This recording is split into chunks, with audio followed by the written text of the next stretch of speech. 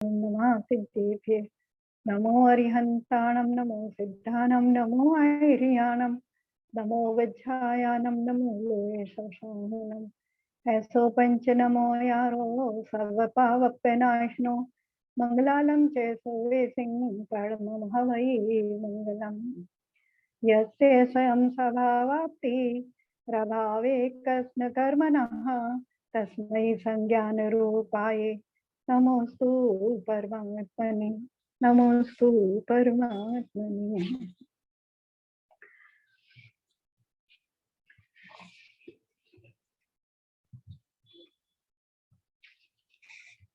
22 श्लोक हमारे हो गए हैं। थोड़ा सा 5 मिनट में रिवीजन करके चलते हैं।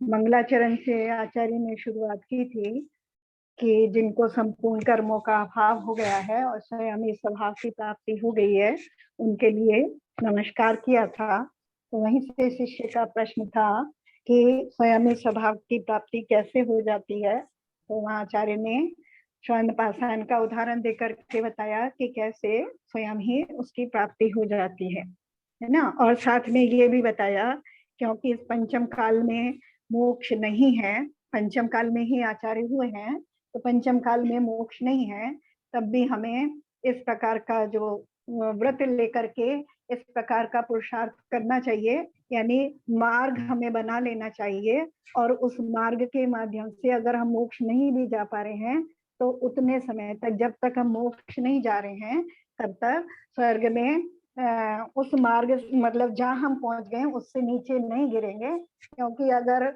जैसे उसके लिए उदाहरण दिया था उन्होंने कि छाया में खड़े होकर प्रतीक्षा करना ज्यादा बेहतर है धूप में खड़े होकर प्रतीक्षा करने के लिए। उन्होंने सुख दुख के बारे में बताया कि जो ये सुख दुख हैं ये हमारी कल्पना मात्र हैं और केवल हमारे राग द्वेष के कारण होते हैं, मोह के कारण, राग द्वेष और मोह के कारण होते हैं और उसी के कारण अपने स्वभाव को प्राप्त नहीं कर पाते। तो प्रश्न उठता है राग द्वेष और मोह क्यों होते हैं। तो जितनी सब वस्तुएं हैं, शरीर है, घर है, धन है, स्त्री पुत्र मित्र शत्रु, इन सब से हम जितना जुड़ाव करते हैं उन सब से उतना उतना जुड़ने के कारण हमारे राग द्वेष उत्पन्न होते हैं। तो बाकी के सभी श्लोकों में आचार्य ने इन सब का विशेष रूप से वर्णन करके इनसे हम अपने आप को कैसे अलग करें, मतलब किस प्रकार से हम भेद विज्ञान करें और भेद विज्ञान करके अपने आत्म स्वरूप तक पहुंच पाए, है ना। अब आत्म स्वरूप तक पहुंचाने के बाद 21 नंबर श्लोक में आचार्य ने उस आत्मा का स्वरूप बताया, है ना। उस आत्मा का स्वरूप बताया कि कैसे हमें उसको दिव्य चिंतामणि रत्न की आचार्य ने उपाधि दी और बताया कि जो शरीर है वो खली के समान है, या शरीर से संबंधित जितनी वस्तुएं हैं वो सब व्यर्थ है, क्योंकि वो नई नई पर्यायों में नई नई हमें मिलती रहती हैं और छूटती रहती हैं, शाश्वत नहीं है, मेरे लिए सुख स्वरूप नहीं है। लेकिन जो मेरा आत्म तत्व है वो एक ऐसा दिव्य चिंतामणि रत्न है जिससे मैं सदा सुख को प्राप्त कर सकता हूँ। तो फिर वो आत्म तत्व कैसा है, जब हमारा ये प्रश्न आता है कि वो आत्म तत्व कैसा है, तो उसके लिए आचार्य ने 21 नंबर का श्लोक बताया जो हमने पिछली क्लास में पढ़ा था, उसका रिवीजन करके फिर हम आगे चलेंगे, है ना। स्वसंवेदन सुव्यक्त तनुमात्रो निरत्ययः अत्यंत सौख्यवान आत्मा लोकालोक विलोकनः। स्वसंवेदन सुव्यक्त, स्वसंवेदन से यानी स्वयं अनुभव करने से, वेदन का मतलब होता है अनुभव करना, स्वसंवेदन यानी अपने अनुभव से, स्वानुभव से, सुव्यक्त अच्छी प्रकार से स्पष्ट होता है। जो योगियों को तो, क्योंकि आचार्य जिस जगह बैठे हैं वहां उन्होंने उसका अच्छे प्रकार से अनुभव किया है, जो मुनि इत्यादि हैं वो तो पूरा अच्छी तरह से उसको स्पष्ट कर समझ पाते हैं, लेकिन हम भी उसके लक्षणों से, जैसे आचार्यों ने उसका स्वरूप बताया है उस हिसाब से हम अपने आत्म तत्व को स्वयं अनुभव कर सकते हैं, क्योंकि प्रति समय वो अनुभव में आने वाली, क्योंकि स्व पर प्रकाशक है, प्रति समय ही स्व पर प्रकाशक है। ऐसा नहीं है कि कभी पर प्रकाशक है कभी स्व पर प्रकाशक है, उसकी योग्यता प्रति समय ही स्व पर प्रकाशक है। तो हमारे अनुभव में तो आ रहा है, लेकिन हमारा उपयोग उस तरफ नहीं जा रहा है, तो हम उसको पहचान नहीं पाते हैं। तो स्व संवेदन सुव्यक्त, स्व संवेदन से अच्छी प्रकार से स्पष्ट होता है, जानने में आता है। तनु मात्रो, और उसका आकार कैसा है? तनु मात्रो, शरीर प्रमाण है। निरत्यय, अविनाशी है। निरत्यय माने विनाश से रहित है, यानी अविनाशी है। सदा था, सदा है और सदा रहने वाला है। अत्यंत सौख्यवान आत्मा, और अत्यधिक अनंत सुख वाला है, यानी सदा ही सुख स्वरूप है। ऐसा आत्मा, किसके ये विशेषण बताए? आत्मा के। ऐसा जो आत्मा है, और लोकालोक विलोकनः, लोक और अलोक को विलोकनः, देखने और जानने वाला है। इसमें से कुछ चीजें हम पहले भी पढ़ाए थे। निरत्ययः यानी अविनाशी है ना। जैसे हमने 6 ढाला पढ़ा था, तो 6 ढाला में हमने जहाँ दूसरी ढाल में जीव का जो विपरीत मान्यता थी उसके बारे में पढ़ा था कि तन उपजत अपनी उपज जान, तन नसत आपको नाशमान, की शरीर के उत्पन्न होने पर अपना उत्पन्न होना और शरीर के मरने पर अपना मरना मानता है, लेकिन ये जीव की विपरीत मान्यता है ना। तो ऐसा और भी हम उसमें शास्त्रों में पढ़ के आए हैं। और दूसरे अत्यंत सौख्यवान, यानी अनंत सुख वाला है। अत्यंत शब्द जो है अति और अंत है ना, उसकी संधि होकर अंत मतलब लास्ट, और अति जिसकी यानी हर लास्ट लास्ट लास्ट जितना भी जो भी पर्याय अंत स्वरूप हो रही है, हर पर्याय में सुख स्वरूप है। उसका जो स्वभाव है वही सुख रूप है। और कैसा है ये सुख? हमने ये भी 6 डाला की 6ठी ढाल में पढ़ा था कि किससे उपमा दी थी, किसी को याद है? सुख की उपमा दी थी ना। जो आत्मा से जो सुख अनुभव में आता है वो सुख कैसा है? सब भूल गए, ये पढ़ते पढ़ते सबको 6 डाला भूल गए। कैसा है वो सुख? इंद्र नरेंद्र व नागेंद्र के नाई कहो, है ना। यानी उस सुख की उपमा संसार की किसी वस्तु से नहीं दी जा सकती। जिन्हें संसार में हम सुख स्वरूप समझते या मानते हैं, उनके सुख से भी हम इस आत्मा के सुख की उपमा हम नहीं दे सकते हैं।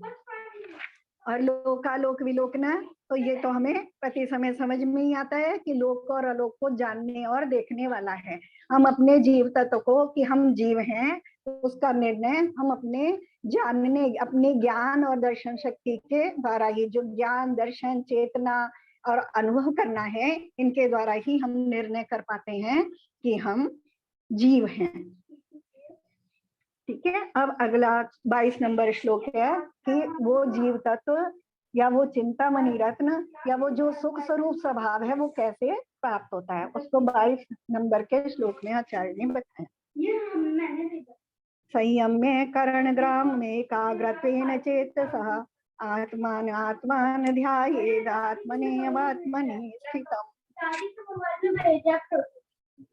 संयम्य करण ग्रामम, करण ग्रामम इंद्रियों के समूह को संयम्य रोक करके, यानी संयमित करके, और एकाग्रत्वेन चेतसः और मन को एकाग्र करके, आत्मान आत्मा को, आत्मान जो स्वयं है वह ध्याये ध्यान करे। कैसे? आत्मनेव आत्मा के द्वारा ही, और आत्मनि स्थितम आत्मा में स्थित होकर के। इसमें बस दो चीजें महत्वपूर्ण, 3 चीजें महत्वपूर्ण हैं। पहली बात है कि इंद्रियों के समूह को रोक कर, है ना, संयम्य करण ग्रामम, यानी इंद्रियों के माध्यम से जो हमारा उपयोग बाहर जा रहा है उसे बाहर की तरफ से हटाकर अपने आत्म तत्व की ओर लगाना, है ना। और दूसरा चेत सह एकाग्रतेन, मन को एकाग्र करके, कौन ध्यान करे? स्वयं। स्वयं किसका ध्यान करें? स्वयं का ध्यान करें। किसके द्वारा ध्यान करें? स्वयं के द्वारा। और कैसे ध्यान करें? स्वयं में स्थित होकर, यानी किसी भी बाहरी वस्तु की उसमें आवश्यकता नहीं है। ये बात हमें अच्छे से समझ में आ गई थी। तो जैसे पिछली बार प्रमीला कह रही थी कि जो महाराज इत्यादि हैं उन्हीं को ध्यान हो सकता है, ऐसा हम लोगों को ध्यान नहीं हो सकता। तो देखो, पहले अगर हम निश्चय नय से बात करें तो जैसे हमने उसने पढ़ा था ना, चतुर्थ सूत्र के 8वें या 9वें, किसमें था, 9वें शायद, उसमें है जहाँ ध्यान का ध्यान के लिए जहाँ सूत्र दिया है आचार्य ने, है ना, उत्तम सहन से एकाग्र चिंता निरोधो अंतर्मुहूर्ता, है ना। उत्तम सहनन वाले को एक अंतर्मुहूर्त के लिए एकाग्र मन से ध्यान होता है ना। तो अब वहां अगर हम लगाएं तो इस पंचम काल में उत्तम सहनन 6 हमने सहनन पढ़े थे, जिसमें से शुरू के 3 सहनन उत्तम सहनन कहलाते हैं। तो वो उत्तम सहनन इस काल में किसी को भी नहीं होते, है ना। न जैसे हमें नहीं होते, ऐसे जो मुनिराज और आर्यका इत्यादि हैं उनको भी वो सहनन नहीं होते। तो जो निर्विकल्प ध्यान की बात है, वो निर्विकल्प ध्यान तो उनको भी नहीं होता और हमको भी नहीं होता, किसी को भी नहीं होता इस काल में। इस पंचम काल में वो निर्विकल्प ध्यान या शुक्ल ध्यान भी जिसको आचार्य ने कहा है, वो हम पहले समझ लिया था जब हमने ध्यान के बारे में पढ़ा था, तो वो किसी को नहीं होता। एक धर्म ध्यान होता है, और जो धर्म ध्यान है वो विकल्प रूप ही है ना। और उसमें धर्म ध्यान में क्या है? उस संबंधी विकल्प। जब हम जो ध्यान कर रहे हैं, अगर हम संसार संबंधी, इंद्रियों के भोगों संबंधी, है ना, सुख दुख संबंधी जो हमारे विकल्प होते हैं, वो आर्थ बौद्ध ध्यान के अंतर्गत आ जाते हैं, है ना। और जब अपने आत्मा से संबंधित, आत्मचिंतन से संबंधित, या उसके आत्मा को प्राप्त करने से संबंधित, या मोक्ष की प्राप्ति से संबंधित जो हमारा चिंतन चलता है, वो धर्म ध्यान के अंतर्गत आ जाता है ना। तो इसी तरह का धर्म ध्यान जो आचार्य और साधु है, मुनि है, आर्यका है, वो करते हैं, है ना। और ग्रस्तों के भी जैसे हम बहुत सारे उदाहरण पढ़ते हैं, भरत चक्रवर्ती का उदाहरण पढ़ते हैं कि वो किस तरह का, कभी आपने पढ़ा हो तो उनका ध्यान, या सुदर्शन सेठ का भाई साहब उदाहरण देते हैं, किसी ने वो चारित्र पढ़ा हो उनका, कि वो अष्टमी चतुर्दशी के दिन जो है उसमें शमशान में जाकर के नग्नों करके मुनिवत तपस्या करते थे। गृहस्थ अवस्था में भी गृहस्थ थे, लेकिन उस समय में वो उस तरह से जाकर के तपस्या करते थे। और जो गृहस्थ, जो मुनि आर्यका इत्यादि हैं, वो भी अगर उन्होंने सब वस्तुओं का त्याग कर दिया है, तो उन्होंने अपने इंद्रियों के को रोकने का उपाय बाहर से बना लिया है ना, और मन को एकाग्र करने का बाहर से साधन बना लिया है। अगर फिर भी उनको कि हम ये छोड़ाए, हम ये छोड़ाए, इस तरह का अगर विकल्प उनको आएगा, तो वो भी ध्यान नहीं कर पाएंगे, उनकी स्थिति भी हमारे जैसी होगी। और जैसे फिर मान लो हम तो स्त्रियां हैं और बहुत ज्यादा बने तो हम आर्यका पद तक ही जा सकते हैं, और आर्यका वस्त्रधारी ही होती हैं, वहां भी वो एक वस्त्र रखे हैं।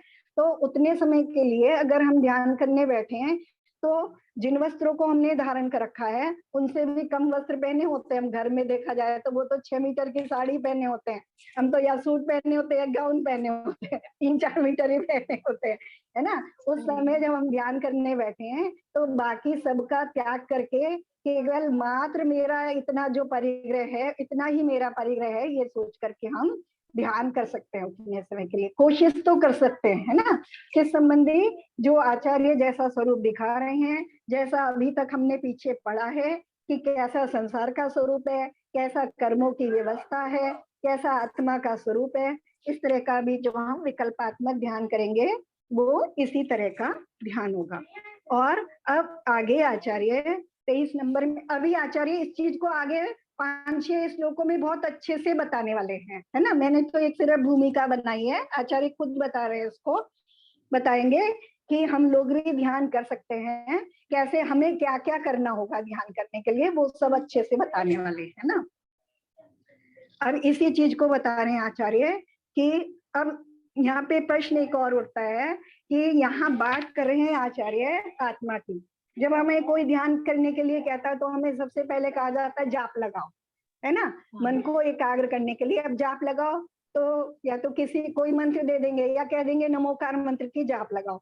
जब हम नमोकार मंत्र की जाप लगा रहे हैं तो हम पंच परमेष्टि का ध्यान कर रहे हैं, है ना। और पंच परमेष्टि मेरी अपेक्षा से पर है, लेकिन यहाँ आचार्य क्या बात कर रहे हैं, यहाँ आचार्य कह रहे हैं आत्मा का आत्मा में, आत्मा से आत्मा द्वारा ध्यान कर, है ना। तो यहाँ किसी भी पर वस्तु की बात नहीं कर रहे हैं, इवन परमात्मा की भी बात नहीं कर रहे हैं। तो अब हमारा प्रश्न होता है कि आत्मा का ध्यान करने के लिए क्यों कहा जा रहा है, अन्य किसी वस्तु का ध्यान करने के लिए आचार्य हमें क्यों नहीं बता रहे हैं, ऐसा क्यों कह रहे हैं कि स्वयं अपने शुद्ध स्वरूप का या अपने स्वरूप का ध्यान करो, है ना। तो यहाँ हमारा प्रश्न है, तो उस प्रश्न का आचार्य इस अगले श्लोक में इस प्रश्न का उत्तर दे रहे हैं, है ना, कि ऐसा निज आत्म तत्व का ध्यान करने के लिए क्यों कहा जा रहा है। चलिए 23 नंबर श्लोक पे आ जाते हैं। अज्ञानोपास्ति प्रज्ञानम ज्ञानम ज्ञानी समाश्रयः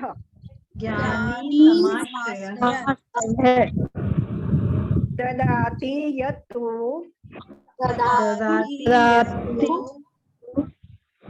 यस्यास्ति सुप्रसिद्धमिदं वचः।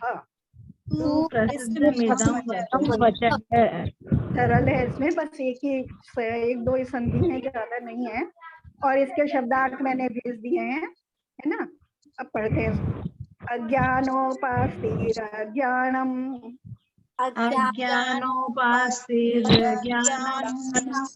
ज्ञानं ज्ञानी समाश्रयः ददाति यत्तु यस्यास्ति सुप्रसिद्धमिदं वचः।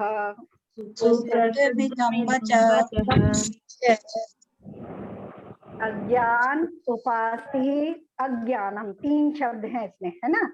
अज्ञान उपास्ति और अज्ञानम तीनों अलग अलग कर लेंगे। अज्ञान में से मात्रा में से उपास्ति शब्द निकाल लेंगे, है ना, और रम में से अ निकाल लेंगे, विसर्ग हो जाते हैं उसके। अज्ञान उपास्ति अज्ञानम, अज्ञान की उपासना अज्ञान को देती है। उपासना का क्या मतलब होता है, शब्द का मतलब पता है उपासना का, उपवास का शब्द का मतलब पता है ना सबको।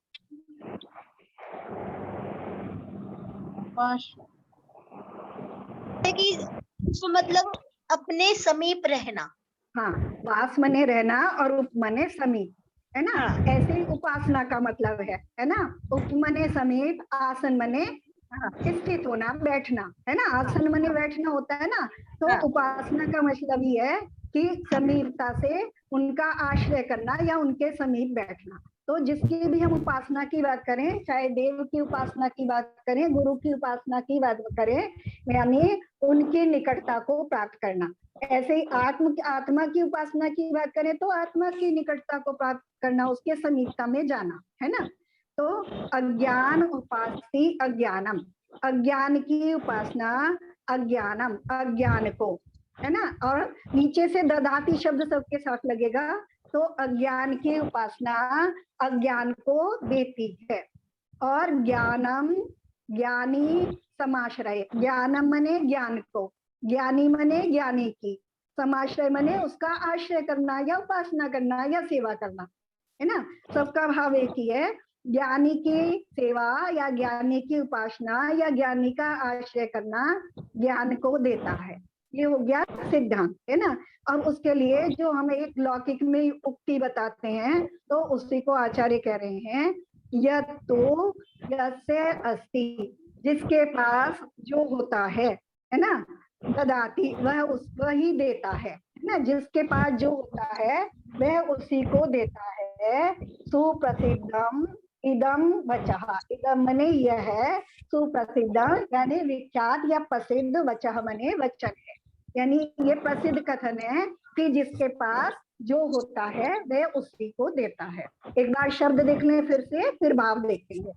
अज्ञानः उपास्ति अज्ञानम, अज्ञान की उपासना अज्ञान को ददाती देती है, और ज्ञानम ज्ञानी समाश्रय है, और ज्ञानी की उपासना या ज्ञान की उपासना ज्ञानम ज्ञान को ददाती देती है।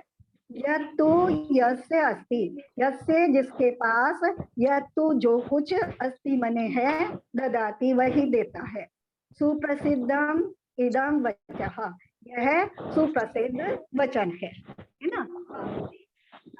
तो जिसके पास जो है उससे हमें वही मिलेगा, है ना। जैसे हम लौकिक में भी देखते हैं, अगर हम बर्तन की दुकान पे जाएं तो हमें वहां बर्तन मिलेंगे, सोने चांदी की दुकान पे जाएं सोना चांदी मिलेगा, कपड़े की दुकान पे जाएं कपड़ा मिलेगा। जो उसके पास नहीं है वो हमें वहां नहीं मिलेगा, है ना। तो इसी उदाहरण, इसी लौकिक वचन को देख करके या ऐसी व्यवस्था को देख करके आचार्य इस उदाहरण के माध्यम से हमें बता रहे हैं कि अब अज्ञान उपास्ति अज्ञानम, इसको देखें, अज्ञान की उपासना अज्ञान को देती है ना। अज्ञान से यहाँ आचार्य किस भाव को लेना चाह रहे हैं, किस चीज की बात चल रही है।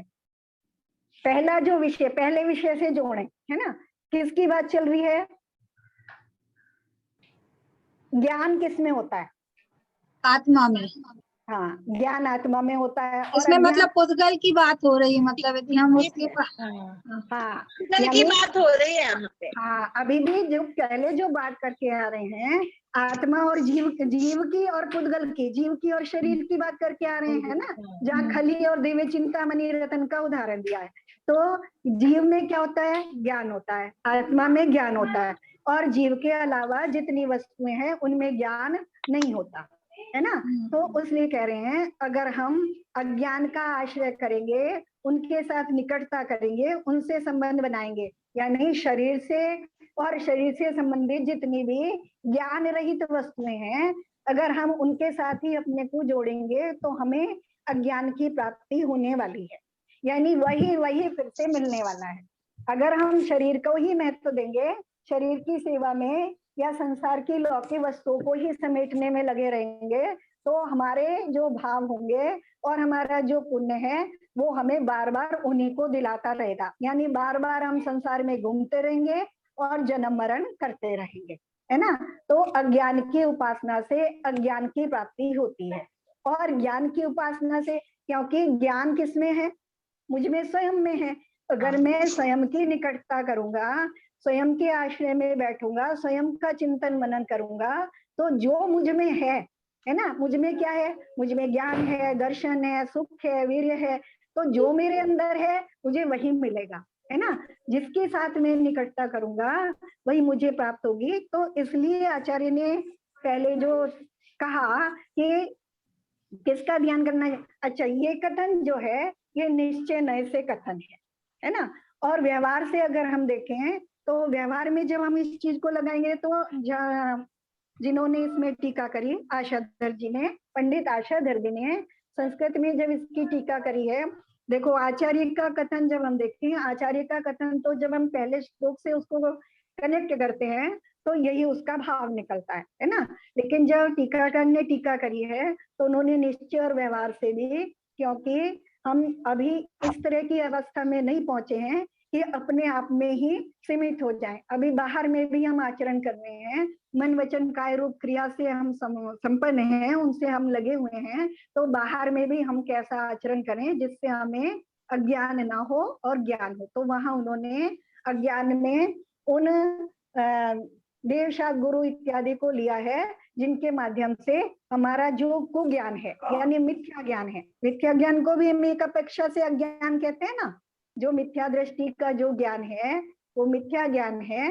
तो बाहर में हम उन जीवों का, उन वस्तुओं का संपर्क ना करें जो हमारे मिथ्या ज्ञान को, हमारे अज्ञान को पुष्ट करती हो, है ना। उनकी सेवा ना करें, उनका संसर्ग ना करें, उनका उपासना इत्यादि ना करें, उनका समीपता ना करें। जैसे क्योंकि हम कहते हैं ना, लोक में भी सत्संगति के लिए हम कहते हैं कि अगर शराबी की संगति करोगे तो वो क्या सिखेगा तुम्हें, शराब पीना सिखाएगा। है ना। और जो सत्संग वाले अच्छे विचार वाले लोग हैं, अगर तुम उनकी संगति करोगे तो तुम्हें वही प्राप्त होगा। तो ऐसे बाहर में भी, यानी जो मिथ्या ज्ञानी है, मिथ्या दृष्टि जीव है ना, उनकी हम आराधना उपासना इत्यादि ना करें, उससे हमारा ज्ञान पुष्ट होगा। और जो ज्ञानी है, वीतरागी हैं, सर्वज्ञ हैं, हितोपदेशी हैं, के जो देव हैं हमारे, और इस तरह के वीतरागी जो हमारे गुरु हैं, अगर हम उनका संस्पर्श करेंगे, उनकी निकटता करेंगे, तो हमें ज्ञान की प्राप्ति होगी। इसलिए इन्होंने एक दिया है, गुणभद्र आचार्य हैं, आत्मानुशासन नाम का उनका ग्रंथ है ना। तो आत्मानुशासन ग्रंथ से उन्होंने ये कोट किया है, संस्कृत में है, मैं उसकी हिंदी वाला पढ़ती हूँ, है ना। ज्ञान होने का फल प्रशंसनीय एवं अविनाशी ज्ञान का होना ही है, यह निश्चय से जानो। निश्चय से जानो यानी निश्चय से कथन कर रहे हैं कि ज्ञान होने का फल, मुझे ज्ञान हो गया, है ना, या जिसको भी ज्ञान का फल प्राप्त हो गया, क्या है उसका? प्रशंसनीय एवं अविनाशी ज्ञान का होना। प्रशंसनीय एवं अविनाशी ज्ञान कौन सा होगा? शब्दों का भाव समझ में आ रहा है? अविनाशी ज्ञान कौन सा होता है? हमारा ज्ञान अविनाशी ज्ञान है क्या? क्षयोपम ज्ञान है ना, केवल ज्ञान की बात कर रहे हैं। हाँ, केवल ज्ञान की बात कर रहे हैं। मतलब हाँ, ये हमारा ज्ञान क्षयोपम ज्ञान है, ये कर्मों के सापेक्ष होता है। और कर्म अगर ज्यादा हो गए हैं कर्मों का भार तो कम हो जाता है, कर्मों का भार कम हो गया तो हो जाता है। लेकिन जो अविनाशी ज्ञान है, जो सदा एक सा बना रहता है, उस केवल ज्ञान की बात करें, और वही ज्ञान प्रशंसनीय है। सूक्ष्म ज्ञान कितना भी ज्ञान हो, वो प्रशंसनीय नहीं होता है ना। तो उस केवल ज्ञान की बात कर रहे हैं। तो ज्ञान होने का फल प्रशंसनीय एवं अविनाशी ज्ञान का होना है। अहो, ये मोह का ही महात्म्य है, जो इसमें ज्ञान को छोड़ कुछ और ही फल ढूंढा जाता है। यानी हम ज्ञान के माध्यम से उस ऐसे अपूर्व फल को पाना नहीं चाहते, अन्य अन्य संसार की वस्तुओं को चाहते हैं, है ना। ये क्या है? ये मोह का महात्म्य है। क्या कह रहे हैं? ये मोह का ही महात्म्य है, जो इसमें ज्ञान को छोड़, यानी हम उस प्रशंसनीय अविनाशी ज्ञान को ना पा चाह करके और वस्तुओं को और ही फल ढूंढा जाता है, और ही हम फलों की कामना कर रहे हैं। ज्ञान आत्मा से ज्ञान की प्राप्ति होना ही न्याय है। अब जिसमें जो है उसमें से वही मिलेगा। जो हमारा आत्म तत्व है वो ज्ञान स्वरूप है, और हम उसके अंदर जाएंगे तो हमें वही मिलने वाला है ना। अगर हम कुएं में जाएंगे तो हमें पानी ही मिलने वाला है ना, और तेल के कुएं में जाएंगे तो तेल मिलने वाला है। ऐसे ही अगर हम अपनी आत्मा के अंदर जाएंगे, उसकी निकटता करेंगे, तो हमें ज्ञान की प्राप्ति होगी। न्याय है ऐसा, ऐसा ही नियम है। इसलिए हे भद्र, ज्ञानी की उपासना करके प्रकट हुई है। देखो क्या कह रहे हैं, ज्ञानी की उपासना करके। ज्ञानी कौन? ज्ञानी कौन? आत्मा।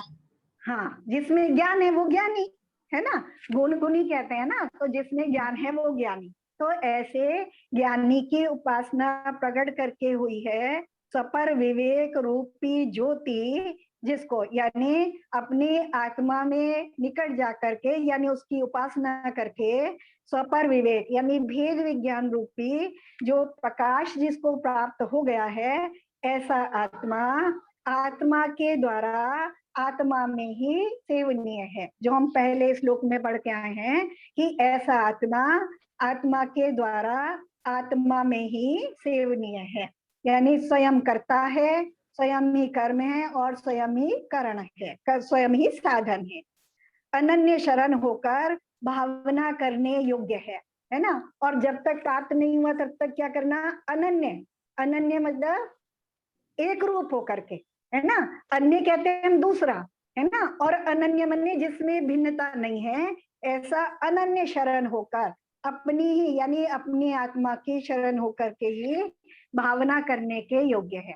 निरंतर उसकी भावना हमें करनी चाहिए, है ना। इसी तरह के बिल्कुल इस श्लोक से मिलते जुलते भाव यहाँ उन्होंने आशाधर जी ने, पंडित आशाधर जी ने कोट किए हैं। गुणभद्र आचार्य के आत्मानुशासन में ये कहा गया है। ठीक है, क्लियर हो गया। कि अपने आत्म तत्व की उपासना क्यों करनी, कि जो मुझे चाहिए वो मेरे अंदर ही मुझे मिलेगा, बस मुझे वहां तक पहुंचना है। ठीक है,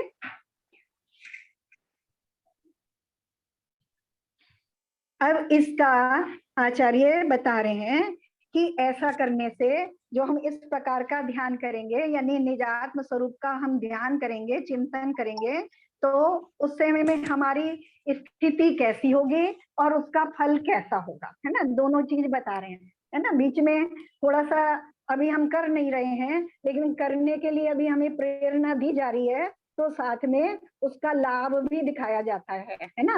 जैसे बच्चे को लाभ दिखाते हैं ना, चॉकलेट दिखा रहे हैं, तो उस तरह उसका लाभ भी हमें आचार्य दिखा रहे हैं। चलें 24 नंबर श्लोक पे आ जाते हैं।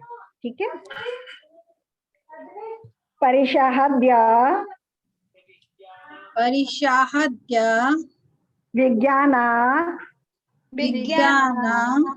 दाश्रवस्य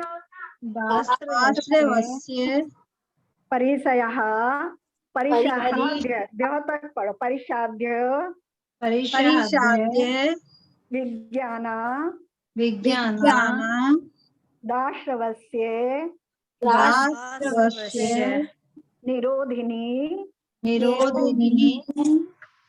नीचे आ जाओ, जायते ध्यात्म योगेन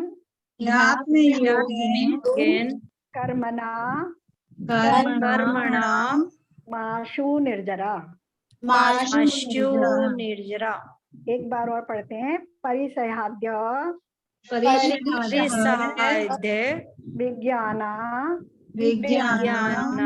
दाश्रवस्य निरोधिनी जायते ध्यात्म योगेन कर्मणा माशु निर्जरा। पढ़े हम, परिशहाद्या विज्ञाना दाश्रवस्य निरोधिनी जायते ध्यात्म योगेन कर्मणा माशु निर्जरा।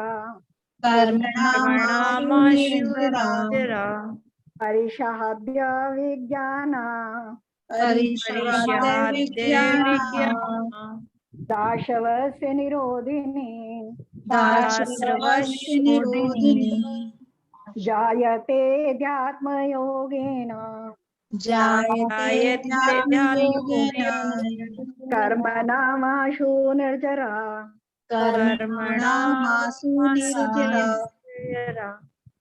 पहला शब्द देखते हैं, बड़ा लंबा सा है, बहुत सारे शब्द जुड़ करके बनाए है ना। परिचय आदि है ना, परिशह आ, परिचय में से परिचय अलग कर लो, फिर आ और ध्य में से धी और अ, है ना, दो शब्द निकलेंगे। परिचय आदि अविज्ञानात आश्रवस्य, है ना, चार शब्द इसमें से अलग अलग निकलेंगे। परिचय आदि अविज्ञानात आश्रवस्य, ठीक है ना। परिचय आदि, परिचय आदि, परिचय हमने पढ़े हैं, 22 प्रकार के परिचय होते हैं। आदि शब्द लगा दिया तो उसमें उपसर्ग को भी ऐड कर लेंगे, है ना। परिचय और उपसर्ग आदि। अविज्ञानात, विज्ञान, ज्ञान मने होता है जानना, विज्ञान मने विशेष रूप से जानना, और अविज्ञान यानी नहीं जानना, है ना। अविज्ञानात नहीं जानने से, परिचय और उपसर्ग आदि को नहीं जानने से, आश्रव से, आश्रव क्यों, है ना, आश्रव को का के की होता है ना, आश्रव की निरोधिनी, निरोध मने रोकना, है ना, पहले भी है निरोधनी यानी रोकने वाली, रोकने वाली, है ना। नीचे से यहाँ चलो पहले शब्द, जायते मने होती है, जायते होती है, अध्यात्म योगेन, अध्यात्म के योग से, अध्यात्म में अच्छे से पता है, अभी इसको और शब्द समझ लो बाद में करेंगे, है ना। अध्यात्म के योग से। कर्म नाम आशु, कर्म नाम कर्मों की, आशु मने शीघ्र, और निर्जरा कर्म का एक देश चढ़ जाना, निर्जरा शब्द में पता है, कर्मों की शीघ्र निर्जरा होती है। अब शब्दों को एक बार क्रम से देखते हैं, है ना।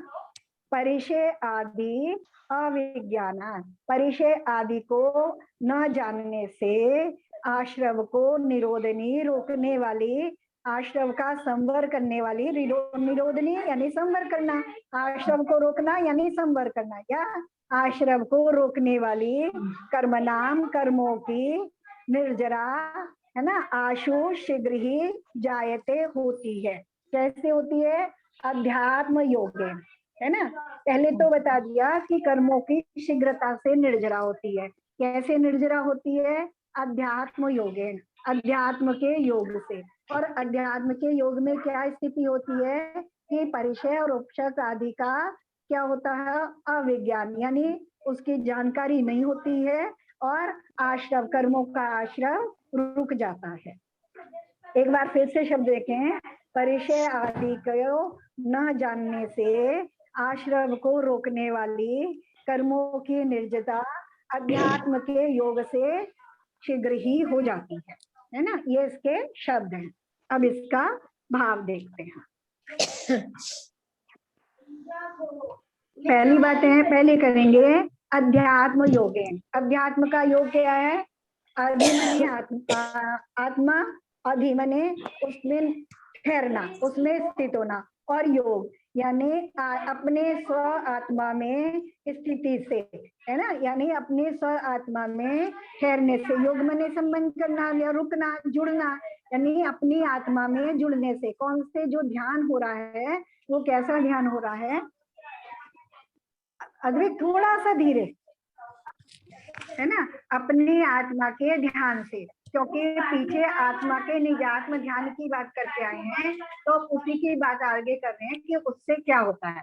तो निज आत्मा के ध्यान से, यानी अध्यात्म के योग से, यानी निज आत्मा में स्थिरता से क्या होता है?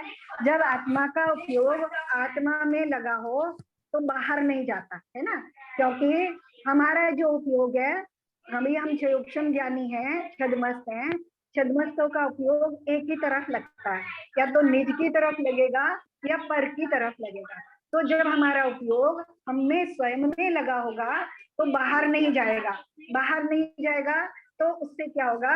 जो उपसर्ग और परिचय उस समय हो रहे हैं उनके हमें उनकी जानकारी नहीं होगी। जैसे जब मंदिर में विधान इत्यादि करते हैं, है ना, हमारी मान लो घर पे आदत है, हम 9 बजे 10 बजे ही नाश्ता कर लेते हैं, है ना। अच्छे से भूख लग जाती है हमें। घर पे अगर हम रहे, मंदिर होकर आए, तो आते ही हमें, मंदिर से आते ही भूख लग जाएगी। लेकिन विधान में अगर हम 12 बजे तक भी लगे हैं, चौके में हम 12 बजे तक भी लगे हैं, वहाँ भोजन के साथ ही लगे हैं, चौका बना रहे हैं, भोजन बन रहा है, तब भी हमें ऐसा नहीं लगता कि हमें भूख लगी है ना। तो यानी हम उस क्षुधा परिचय से अपरिचित होते हैं, क्योंकि हमारा उपयोग कहाँ लगा है? दूसरी जगह लगा है ना। तो जब हमारा उपयोग हमारे आत्मा में लगा होता है, तब हमारा ध्यान जो है बाहर से जो उपसर्ग और परिचय आदि आ रहे हैं, चल रहे हैं, उपसर्ग चल रहे हैं, परिचय चल रहे हैं, और उनका हमें ज्ञान नहीं हो रहा, इस तरह से हमारा आत्मा का उपयोग लगा हुआ है। तो उस समय क्या होता है? आश्रव निरोधनी, कर्मों का आश्रव रुक जाता है ना। अभी कर्मों की, अब ऐसे समझो, आगे फिर भाव में और समझेंगे। उस समय कर्मों का आश्रव रुक जाता है और कर्मों की निर्जरा और तीव्रता से, यानी शीघ्रता से होने लगती है। जैसे हमने निर्जरा पढ़ी थी कि अनंत अनंत असंख्यात गुनी निर्जरा होती है। ऊपर ऊपर जैसे गुनी स्थान में चलते जाए, तो वैसे वैसे गुनी स्थान में चढ़ने का मतलब ही क्या होता है कि वीतरागता बढ़ती जाती है। वीतरागता बढ़ने का मतलब क्या है? निज आत्म तत्व में स्थिरता बढ़ती जाती है, बाहर से उपयोग हटता जाता है, और कर्मों की निर्जरा असंख्यात गुनी बढ़ती जाती है। तो यही बता रहे हैं, आत्मा में आत्मा के चिंतन रूप ध्यान से, परिचय आदि का अनुभव न होने से कर्मों के आगमन को रोकने वाली, यानी वो उपयोगी है निर्जरा, है ना, जिससे संवर पूर्वक जो निर्जरा होती है, जिसको हम मोक्षाग्नि उपादेय कहते हैं, ऐसे कर्मों की निर्जरा शीघ्र ही होने लगती है, शीघ्र ही हो जाती है। अब इसमें उन्होंने कुछ किया है,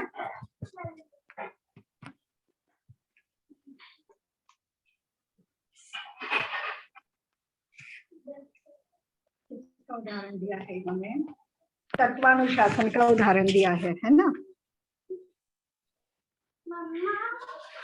तत्वानुशासन का उदाहरण दिया है, निर्जरा के लिए उदाहरण दिया है कि जिसके पुण्य और पाप कर्म बिना फल दिए स्वमेव गल जाते हैं, छिर जाते हैं, वह योगी है, उसको निर्वाण हो जाता है, उसके फिर नवीन कर्मों का आगमन नहीं होता। इस श्लोक द्वारा पुण्य पाप रूप दोनों ही प्रकार के कर्मों की निर्जरा होना बतलाया गया है ना।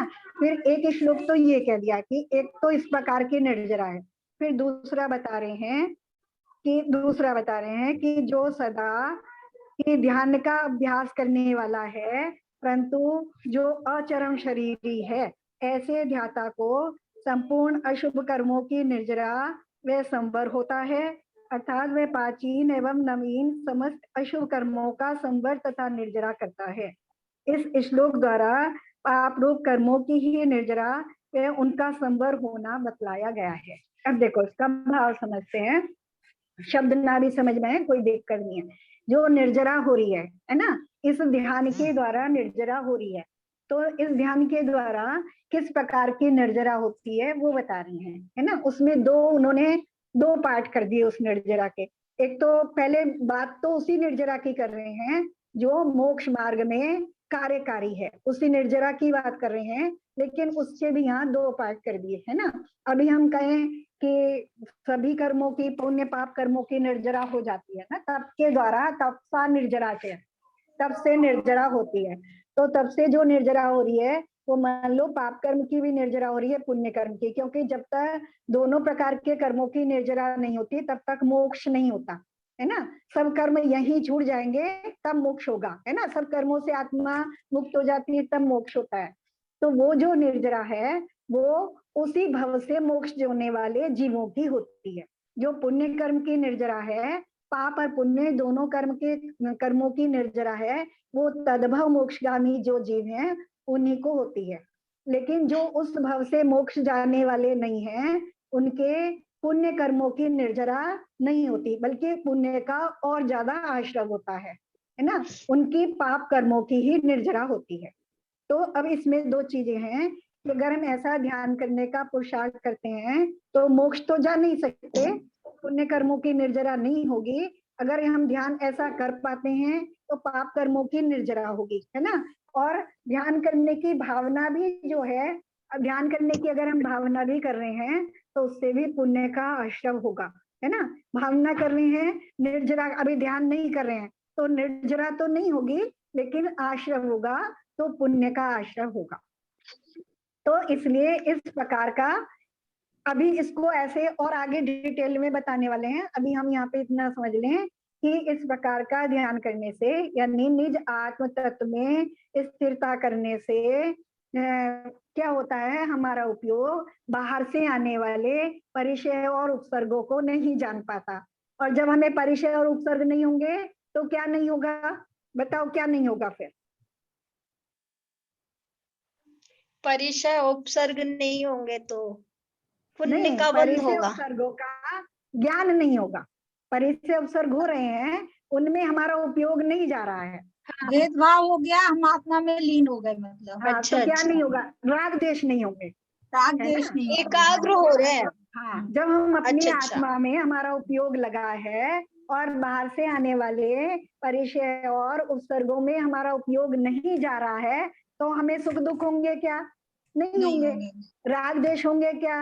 नहीं होंगे। नहीं और होंगे। जब राग देश नहीं होंगे तो बंद होगा क्या? नहीं होगा। नहीं होगा, है ना। नहीं। यानी संवर हो जाएगा, ठीक है ना। आश्रय उससे संबंधित राग देश का निमित्त पा करके जो कर्म आने वाले थे वो रुक जाएंगे, उनका संवर हो जाएगा। और जब हमारा उपयोग अपने में जुड़ा है तो उस समय जो कर्म आकर के फिर रहे हैं, जो उपसर्ग आया, जो अपेक्षा है, वो कर्म तो फिर गए, उनकी निर्जरा हो गई, है ना, और वो और अधिक शीघ्रता से होती है। ठीक है, समझ में आ गया। और इसको आचार्य अभी आगे के में और अच्छे से बताने वाले हैं, है ना। जो चीज मैंने अभी थोड़ा सा बताई है, आचार्य उसको बहुत अच्छे से बताने वाले हैं कि ऐसा होने पर निर्जरा कैसे हो रही है और आश्रम कैसे रुक जा रहा है। इसमें इन्होंने एक और उदाहरण दिया है पूज्यपाद स्वामी का ही, जिन्होंने ये ग्रंथ लिखा है, उन्होंने एक समाधि शतक लिखा है, 105 श्लोक हैं जिसमें, और वो भी अध्यात्म ग्रंथ है और इससे थोड़ा और ऊपर के हाई लेवल का है ना। उसमें उसका उदाहरण दिया इन्होंने, आत्मा व शरीर के विवेक ज्ञान से पैदा हुए आनंद से परिपूर्ण योगी तपस्या के द्वारा भयंकर उपसर्गों व घोर परिचयों को भोगते हुए भी खेद खिन्न नहीं होते। आत्मा व शरीर का विवेक ज्ञान पैदा हो जाने से, यानी जिन्होंने निर्णय कर लिया है कि आत्मा अलग है, शरीर अलग है, और मैं शरीर नहीं हूँ, आत्मा हूँ, है ना।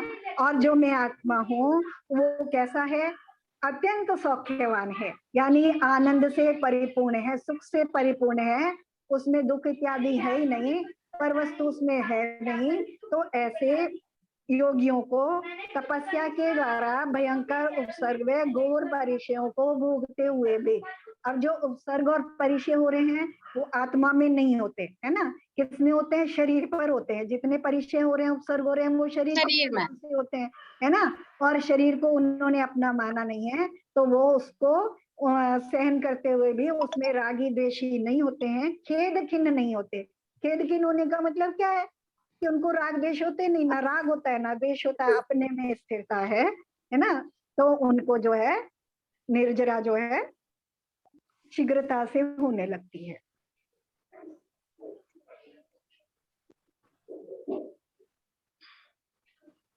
थोड़ा सा और दिया है इन्होंने, लेकिन ये जो है वो आगे के श्लोक हम समझ लेंगे तब ये हमें अच्छे से समझ में आएगा, है ना। तो इसकी बात अगली बार करेंगे।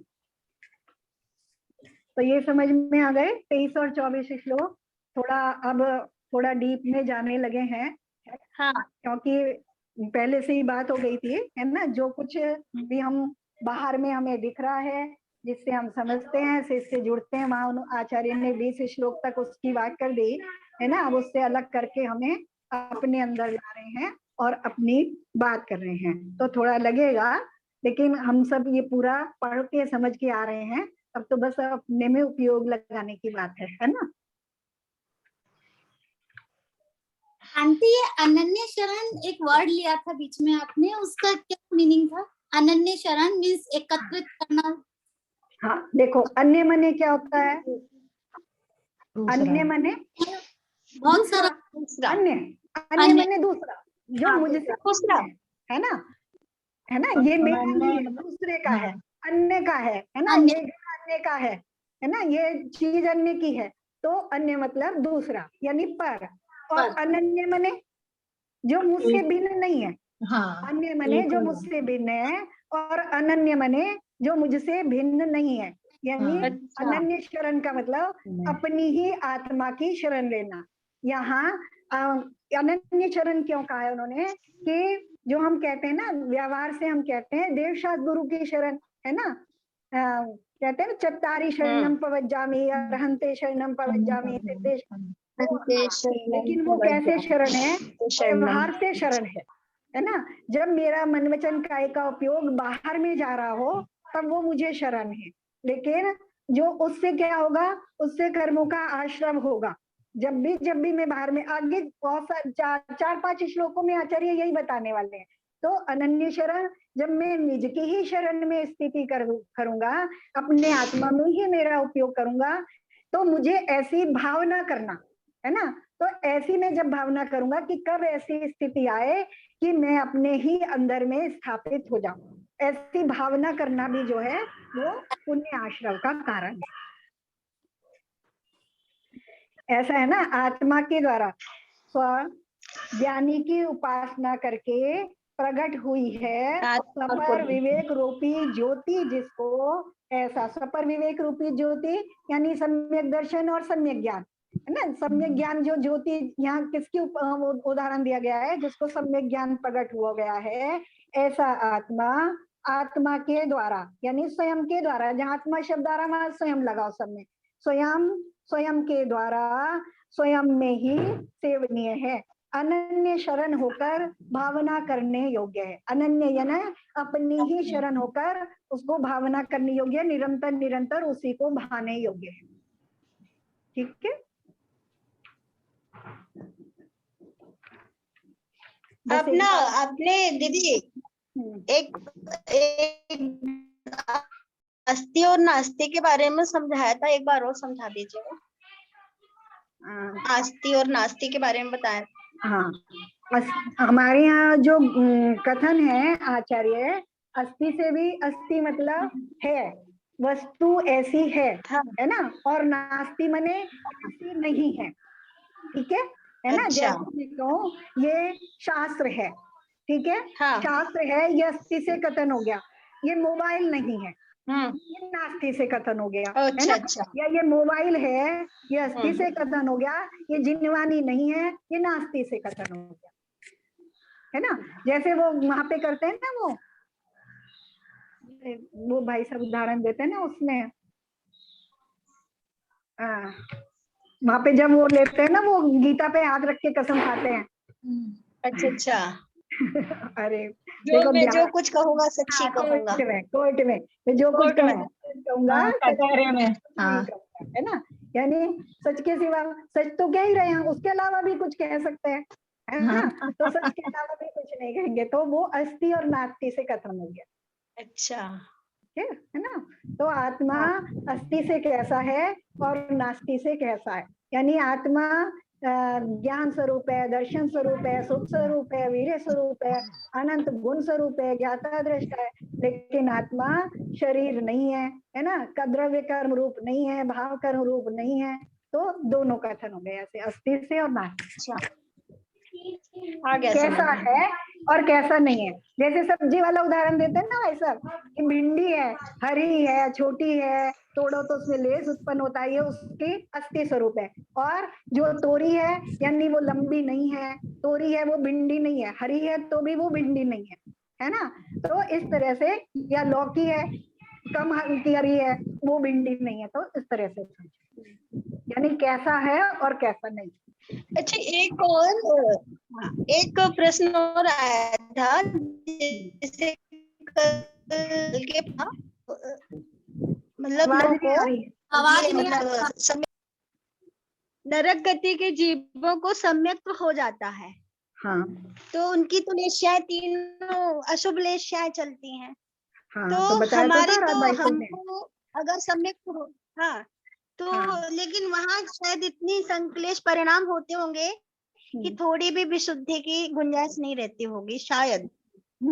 और अपन को तो अशुभ लेश्याओं में सम्यक तो हो नहीं सकता ना मनुष्य गति में। हाँ, देखो हमने जो तो स्टेप से पहले जो तीसरे नंबर का नहीं, दूसरे नंबर का श्लोक पढ़ा था ना, योग्योपादान योगेन, है ना। तो वहां हमने पढ़ा था द्रव्य क्षेत्र स्वादि, यानी द्रव्य क्षेत्र काल इत्यादि का भी प्रभाव होता है। तो नरकों में जो द्रव्य क्षेत्र काल इत्यादि है, वो निरंतर तीव्र अशुभ लेश्या के निमित्त है ना। तो उसमें थोड़ा भी अगर उसको थोड़ी भी विशुद्धि आएगी, तो उसको सम्यक दर्शन होने में वो सहायक होते हैं, है ना। लेकिन हमारी जो विशुद्धि है, वो हमें जो सम्यक दर्शन होगा, वो कम से कम हमारे पीत लेश्या के परिणाम होने चाहिए, तब हमें सम्यक दर्शन हो पाएगा। क्योंकि हमारा वातावरण, हमारा जो द्रव्य क्षेत्र काल भाव है, वो उस प्रकार का नहीं। आगे समझ में, थैंक यू। और उसमें भी एक चीज और विशेष है, जो उत्तम सम्यक दर्शन है, जो 5 लब्धि पूर्वक होता है, उसके लिए विशेष व्यवस्था, वातावरण, द्रव्य क्षेत्र काल भाव इत्यादि की आवश्यकता होती है। लेकिन एक बार उपशम होने के बाद जो क्षयोपम सम्यक दर्शन होता है, क्षयोपम सम्यक दर्शन में 5 लब्धि नहीं होती हैं, है ना। क्षयोपम सम्यक दर्शन चाहे वो 1000 साल के बाद हो, मान लो हमें सम्यक दर्शन, उपशम सम्यक दर्शन हो गया, है ना, और फिर से हम मिथ्यात्व में चले गए, अंतर्मुहूर्त के बाद चले जाते हैं ना, या तो मिथ्यात्व ही रहेगा या सम्यक दृष्टि हो जाएगा। तो फिर से अगर सम्यक दर्शन में मतलब नहीं आए हैं, मिथ्यात्व में चले गए हैं और 1000 साल के बाद भी हमें फिर से हो रहा है सम्यक दर्शन, तो सम्यक दर्शन होगा। क्योंकि सम्यक दर्शन होने के बाद अंत्य कोड़ा कोड़ी सागर तक वो व्यवस्था बनी रहती है, कर्मों की स्थिति वैसी बनी रहती है।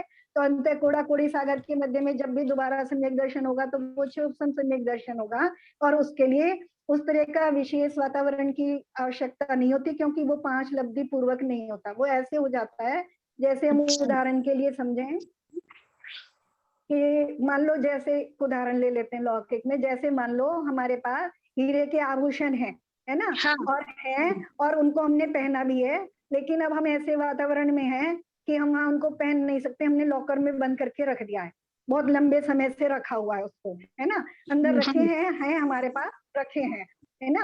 अब हम किसी को हीरे के आभूषण पहने हुए देखें, है ना, हीरे के आभूषण पहने हुए देखें, तो हमें अपने आभूषण याद आ गए, और उस समय हमने जैसा उनको पहन करके अनुभव किया था वैसा हमें अनुभव भी हो गया है ना, उस तरह का। तो ऐसे चौक्षम सम्यक दर्शन, चौक्षम सम्यक दर्शन मतलब वो जो अपना जो हम पहन रहे थे उसको देख करके वैसा स्मृति हो जाना, वैसा अनुभव हो जाना, वो फिर वेदक, उसको इसलिए वेदक सम्यक दर्शन भी है, चौक्षम। तो उसके लिए बहुत, तो वो जैसे मान लो अभी हम शादी मिथ्या दृष्टि है ना, मान लो हमने पहले उपशम सम्यक दर्शन प्राप्त कर लिया, तो अभी हम इस तरह का जो वातावरण हमारा बनाया, तो मान लो हम पूजा कर रहे हैं, स्वाध्याय कर रहे हैं, तो हमारा उस तरह का हमारी विशुद्धि के परिणाम ऐसे हो, निर्मलता बने, तो हमें फिर से वो अपना वैसा अनुभव फिर से हो सकता है कि हमने आत्मा को ऐसा ही अनुभव किया था, ऐसा आनंद रूप अनुभव किया था। तो वो उपशम सम्यक दर्शन कहना, वो उतना निर्मल नहीं होता है, तो लेकिन वैसा ही अनुभव हमें वो फिर से कराता है ना। तो ऐसा तो नारकी को हो ही सकता है ना, तुरंत हो सकता है उस वातावरण में भी, है ना। यहाँ से वो मान लो सम्यक दृष्टि था, फिर कैसे भाव करे, फिर मिथ्यात्व हुआ, फिर नरक में चला गया। तो वैसे तो उपशम भी होता है, लेकिन उपशम जल्दी हो जाता है। अच्छा, चलो, थोड़ा आज के थोड़े कठिन थे, लेकिन थोड़ा भाव भी थोड़ा ऐसा था, तो लेकिन आगे आगे क्योंकि हम ऐसा ही पढ़ने वाले हैं, तो आगे हमें समझ में आ जाएगा, है ना। इंटरेस्ट आ रहा है आंटी, आगे क्या होगा वो पहले से चलता रहता है दिमाग में कि आगे क्या अब आगे बताने वाले हैं एक का, एक ही, जब जो सब तीनों चीजें एक ही हो, है ना, ध्यान ध्याता देह का किंचित न भेद स्वभाव से, 6 डाला में पढ़ा था ना। तो उस समय कैसा आनंद प्राप्त होता है जो इंद्र नरेंद्र नागेंद्र के ना कहो, है ना। तो ये बताने वाले हैं। तो अभी इसमें जो बताया कि मेरा उपयोग बाहर जाने से रुक गया, तो बाहर जाता है तो क्या होता है, और अपने में रहता है तो क्या होता है, इसी को और अच्छे से खुलासा करने वाले हैं।